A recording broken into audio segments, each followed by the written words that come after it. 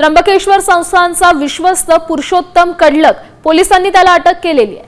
दर्शनाच्या काळाबाजार प्रकरणी त्र्यंबकेश्वर पोलिसांनी ही कारवाई केली आहे। 2 दिवसांपूर्वी कडलकच्या पुतण्याविरोधात एक भाविकाकडून दर्शनासाठी 3000 घेतल्याप्रकरणी गुन्हा दाखल करण्यात आला।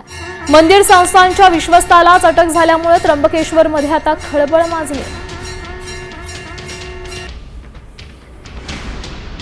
या ठिकाणी देश विदेशातून भाविक दर्शनासाठी येतात।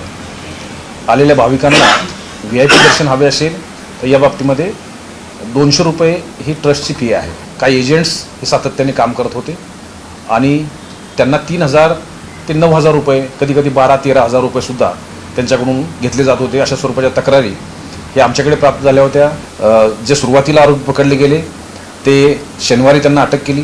त्यानंतर त्यांच्याकडून आणि इतर सर्व एव्हिडन्सच्या आधारावर त्र्यंबकेश्वर देवस्थान ट्रस्ट पुरुषोत्तम कडलक यास अटक केलेली आहे।